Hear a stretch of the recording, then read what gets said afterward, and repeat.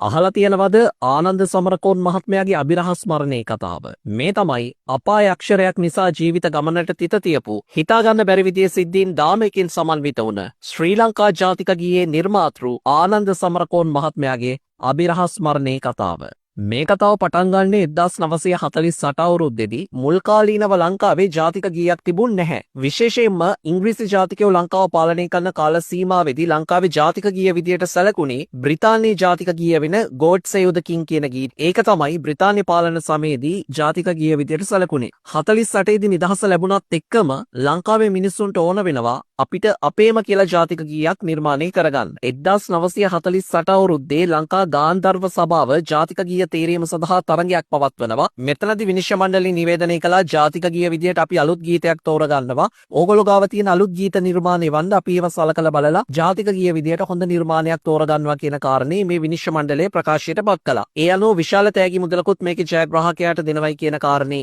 ප්‍රකාශයට පත් කළා. ඒ අනුව අලුතින් නිර්මාණය වෙච්ච ගීත කීපයක්ම මේ විනිශ්චය මණ්ඩලයට ලැබුණා. හැබැයි ප්‍රශ්නේ උනේ මේ ඉදිරිපත් වෙච්ච ගීත නිර්මාණවල එහෙම ජාතික ගීය සඳහා යොදා ගන්න මට්ටමේ සුදුසු එකක් නොතිබුණු බවට විනිශ්චය මණ්ඩලයේ සියලු දෙනා එකමතිකව තීරණය කළා. දැන් මේකට විසඳුමක් කල්පනා කරපු විනිශ්චය මණ්ඩලයේ සමාජිකයෝ දෙදෙනෙක් තීරණය කළා ඒගොල්ලෝ විසින්ම ගීතයක් නිර්මාණය කළා ඒක ජාතික ගීය විදියට භාවිත කරමු. ඒ හම්බෙන තෑගි මුදල දෙකට බෙදාගමු කියන කතන්දරේ. ඒ අනුව තමයි මේ විනිශ්චය මණ්ඩලයේ හිටපු සමාජිකයෝ දෙදෙනෙක් වෙච්ච ඉලංගසිංහ මහත්තයයි ලයනල් එදිරිසිංහ මහත්මයායි අලුත් ගීතයක් නිර්මාණය කරන්නේ. මේ අලුත් ගීතේ නම තමයි ශ්‍රී ලංකා මාතා පාලා යස මහිමා කියන ගීතය. දැන් මේ ගීතේ නිර්මාණය කරන්න කලින් ඒගොල්ලෝ විනිශ්චය මණ්ඩලයෙන් ඉල්ලාස් වුණා. විනිශ්චය මණ්ඩලයෙන් ඉල්ලාස් වෙලා මේ ගීතේ නිර්මාණය කළා. ඒකට ලැබුණු තෑගි මුදල වෙච්ච රුපියල් 2000ක මුදල මේ දෙන්න දෙකට බෙදාගත්තා. මේකට දැඩි විරෝධතාවයක් මතුවෙන්න පටන් ගත්තා. මිනිස්සු කෑ ගහන්න පටන් ගත්තා. මේක හරිම අසාධාරණයි. විනිශ්චය මණ්ඩලයේ සමාජිකයෝම සින්දුවක් හදලා ඒක ජාතික ගීය කියලා නම් කළා. තෑගි මුදල ඒගොල්ලෝ දෙකට බෙදාගෙන මේක කොහොමද එහෙම කරන්නේ? මේක සදාචාර විරෝධී අරව මේවා කීකේ කෑ ගහන්න පටන් ගත්තා. ඒ අනුව දැඩි විරෝධයේ මැද්දේ මේ විනිශ්චය මණ්ඩලයේ සමාජිකයෝ දෙන්නට සිද්ධ වුණා තමන්ගේ ගීතය ඉවත් කරගන්නේ. ඒ අනුව අර ශ්‍රී ලංකා මාතා පාලා යස මහිමා කියන ගීතයත් ඉවත් කරගත්තා. ඒ අනුව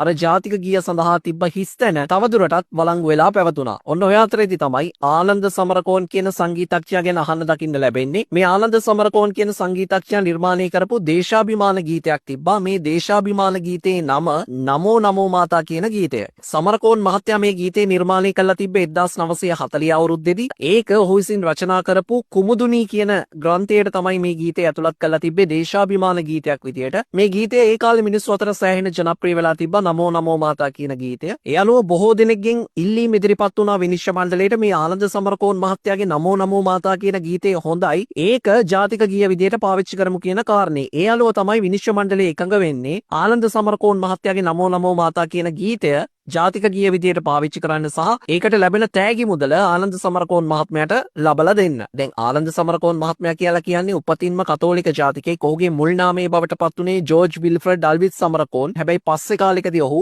බෞද්ධ ආගමිකයෙක් විදියට වෙනස් වෙනවා සහ ඔහුගේ නම ආනන්ද සමරකෝන් විදියට වෙනස් කරගන්නවා. දැන් මේ කාල සීමාව වෙනකොට ආනන්ද සමරකෝන් මහත්තයා හිටියේ ඉන්දියාවට ගිහිල්ලා ඉන්දියාවේ තමන්ගේ උසස් අධ්‍යාපනය හදාරන ගමන් තමයි හිටියේ. දැන් ඒ අතරේදී තමයි ඔහුට පණිවිඩය ලැබෙන්නේ ඔබ රචනා කරපු ගීතේ නමෝ නමෝ මාතා ගීතය ලංකාවේ ජාතික ගීය විදියට තෝරගත්තා. ඒකට ලැබෙන තෑගි මුදල විදියට ඔබට තෑගි මුදලක් ලැබෙනවා. ඒක ගන්න ලංකාවට එන්න කියන කාරණේ. දැන් මේ කාල සීමාව වෙනකොට ආනන්ද සමරකෝන් මහත්මයා විවාහ වෙලා හිටියේ. ඔහුගේ බිරිඳත් එක්කම තමයි ඔහු ඉන්දියාවේ ගිහිල්ලා හිටියේ. හැබැයි මේ කාල සීමාව වෙනකොට බිරිඳ සහ ඔහු අතර ගොඩක් ප්‍රශ්න නිර්මාණය වෙලා තිබ්බා. විශේෂයෙන්ම ඔවුන්ට දරුවන් නැති ප්‍රශ්නයක් තිබ්බා. ආනන්ද සමරකෝන් මහත්මයා සහ බිරිඳ මේ විවාහයෙන් වෙන් වෙනවා. ඒ අනුව ආනන්ද සමරකෝන් මහත්මයා තනියම ආපහු ලංකාවට එනවා. තමන්ගේ අධ්‍යාපන කටයුතුත් මග නවත්තලා ඔහු එන්නේ මේ ජාතික ගීය සම්බන්ධව නිර්මාණය වෙච්ච තත්ත්වයක් එක්ක. එතනින් පස්සේ ආනන්ද සමරකෝන් මහත්තයා දෙවනි විවාහයක් කරගන්නවා. හැබැයි ප්‍රශ්න ටික පටන් ගන්නේ ඔන්න ඔතනින් පස්සේ. දැන් පළවෙනි ප්‍රශ්නේ බවට පත් උනේ දැන් ජාතික ගීය විදියට නමෝ නමෝ මාතා ගීතේ තේරුවට පස්සේ ආනන්ද සමරකෝන් මහත්තයාට ලැබෙන තෑගි මුදලක් තිබ්බා. හැබැයි මේ තෑගි මුදල ඔහුට ලැබුණ නෑ. ඒකට හේතුව තමයි මේ නමෝ නමෝ මාතා කියන ගීතය සමරකෝන් මහත්තයා මුද්‍රණය කරලා තිබ්බේ කුමුදුනී කියන පොතක. මේ පොත print කරලා තිබ්බේ මරදානේ TKW සිරිවර්ධන මහත්තයාගේ ප්‍රකාශන සමාගම. ඒගොල්ලෝ උසාවියට ගියා. උසාවියට ගිහිල්ලා ඒගොල්ලෝ නඩු දානවා මේ ලැබෙන තෑගි මුදල ලැබෙන්න ඕනේ අපේ සමාගමට. මොකද අපේ පොත් ප්‍රකාශන සමාගමෙන් තමයි මේ කුමුදුනී කියන පොත ප්‍රකාශයට පත් කළේ. උසාවියට ගියාට පස්සේ උසාවියෙනුත් තීන්දුවක් ලැබෙනවා. ඔව් මේ මුදල ලැබෙන්න ඕනේ ආනන්ද සමරකෝන් මහත්තයාට නෙවෙයි. මේ මුදල ලැබෙන්න ඕනේ පොත් ප්‍රකාශන සමාගමට කියන කාරණේ. ඒ අනුව අර නමෝ නමෝ මාතා ගීතේ වෙනුවෙන් ලැබෙන්න තියෙන දාල මුදල ආනන්ද සමරකෝන් මහත්මයාට ලැබෙන්නේ නැහැ. දැන් දෙවනි ප්‍රශ්නයේ බවට පත් උනේ ආනන්ද සමරකෝන් මහත්තයා දෙවනි වතාවට විවාහ වෙලා හිටියා. ඒ විවාහෙන් දරුවෙක් ලැබිලා හිටියා. හැබැයි මේ දරුවා ඊටාම රෝගී වෙච්ච දරුවෙක් විදියට තමයි සැලකුණේ. ඔහුට විවිධ රෝගාබාධ තිබ්බා. ඊටාම කෙටි කාල සීමාවකින් මේ අලුත් උපන් දරුවා මිය යනවා. ඔහුට බලපාපු රෝගී තත්ත්වයක් එක්ක. මෙන්න මේකත් එක්කම ආනන්ද සමරකෝන් මහත්මයා තවදුරටත් මානසිකව ඇද වැටෙන්න පටන් ගත්තා. කොහොමුණත් මේ කාල සීමාව වෙනකොට ආනන්ද සමරකෝන් මහත්තයා ආර්ථිකමය වශයෙන් ලොකු ප්‍රශ්න ගොඩකට මුහුණ දීලා තිනවා. අතේ සල්ලි නැති ප්‍රශ්නේ දරුණුවටම බලපාලා තිනවා. බණ්ඩාරනායක මහත්තයාගේ ආණ්ඩුව කාලෙදී සංස්කෘතික කටයුතු අමාත්‍යාංශය සමරකෝන් මහත්තයාට රස්සාවක් ලැබිලා තිනවා. නමුත් ඒ රැකියාවෙනුත් මාස කිහිපයකට පස්සේ ඔහුව සේවයෙන් ඉවත් කළා තිනවා විවිධ ප්‍රශ්නත් එක්ක. ඊට පස්සේ සමරකෝන් මහත්තයා ගුවන්විදුලි සංස්ථාවට ගිහිල්ලා තිනවා. නමුත් ගුවන්විදුලි සංස්ථාවෙනුත් 1959 දී සමරකෝන් මහත්තයා ඉවත් කළා තිනවා. ඒ තමයි අපිට ඔයාට ගෙවන්න සල්ලි නැහැ කියන කාරණේ පාදක කරගෙන.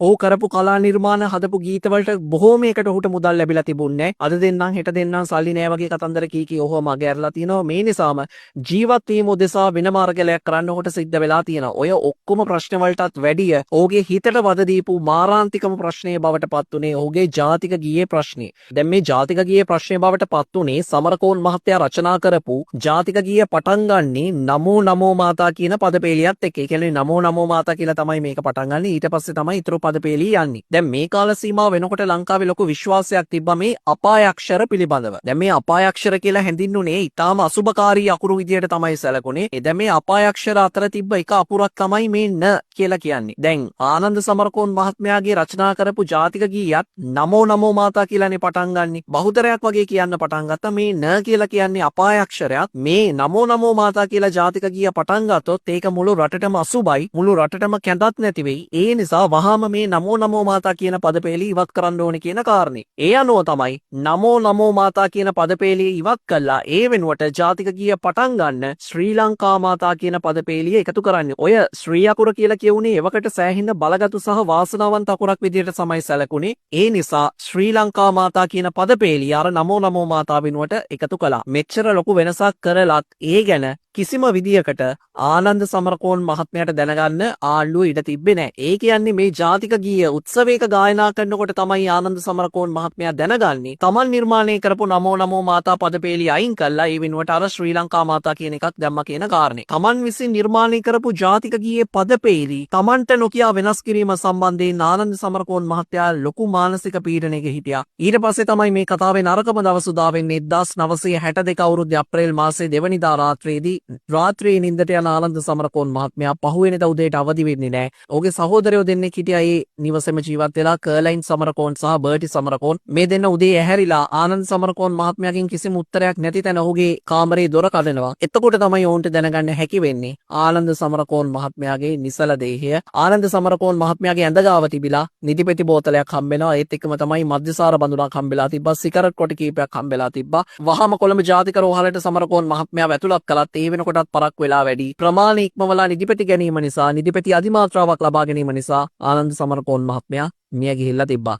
1962 අප්‍රේල් මාසයේ 3 වෙනිදා දහවල් තමයි මේ ආරංචිය නිල වශයෙන් කොළඹ ජාතික රෝහල තහවුරු කළේ. ඒ අනුව රටම කම්පාවට පත් කරමින් ආනන්ද සමරකෝන් මහත්මයාගේ දේහය පිළිබඳ අවසන් කටයුතු බොරැල්ල පොදු සුසාන භූමියේදී සිද්ධ කළා. විශාල පිරිසක් මේකට ඇවිල්ලා හිටියා. ලක්ෂ සංඛ්‍යාත පිරිසක් මුළු රටම අඬපු දවසක් තමයි මේ දවස. මේ ආනන්ද සමරකෝන් මහත්මයාගේ මරණයට පස්සේ දවසේ එවකට ප්‍රසිද්ධ පුවත්පත් ලේඛකෙක් වෙච්ච පියල් වික්‍රමසිංහ මහත්මයා රිවිදින පත්‍රයට ලියන විශේෂ ලිපියක්. ඒ ලිපියේ එක තැනක සඳහන් වෙලා තියෙනවා ආනන්ද සමරකෝන් මැරුණේ නැත. අපි ඔහු මැරුවෙමු. රජයත් පණ්ඩිතයනොත් එකතු වී ඔහු අමුවේ මරා දැමූහ. ඔහු මලවුන් අතරය අප මරුවන් අතරය. ඔන්න ඔය විදියට තමයි පියල් වික්‍රමසිංහ මහත්මයා මේ ලිපිය නිමාවට පත් කළේ. ආනන්ද සමරකෝන් මහත්මයා මිය ගියාට පස්සේ ඔහුට ලැබෙන ගරු සැලකිලි ප්‍රමාණය සෑහෙන්න වැඩි වෙන්න පටන් ගත්තා. පස්සේ කාලෙකදී ගුවන්විදුලි සංස්ථාව ආනන්ද සමරකෝන් මහත්මයාගේ නමින් මැදිරියක් පවා වෙන් කළා. ආනන්ද සමරකෝන් මැදිරිය කියන නමින්. ඒ විතරක් නෙවෙයි නුගේගොඩ එලිමහන් රංගපීඨයක් තිබ්බා ඒ දවස්වල. පස්සේ කාලෙකදී ඒක නම් කළා නුගේගොඩ ආනන්ද සමරකෝන් එලිමහන් රංගපීඨය කියන නමින්. ඒ විතරකුත් නෙවෙයි ආනන්ද සමරකෝන් මහත්මයාගේ නමින් පාසල් කීපයක් පවා නම් කරන්න ඊට පස්සේ බලධාරීන් පියවර ගත්තා. ඉතින් ඔන්න ඕක තමයි ජාතික ගීයේ නිර්මාතෘ ආනන්ද සමරකෝන් මහත්තයාගේ අපාය අක්ෂරේ අවාසනාවන්ත මරණයේ කතාව. මේ වගේ කාලීන වීඩියෝස් වලට කැමති කෙනෙක් නම් මතක් කරනවා ෆලෝ කරන්න, ලයික් කරන්න, සබ්ස්ක්‍රයිබ් කරන්න. හසී බ්‍රොයිල්ගේ YouTube එකේ TikTok එකේ අලුත් පරිච්ඡේදයකින් ආපහු හම්බ වෙමු.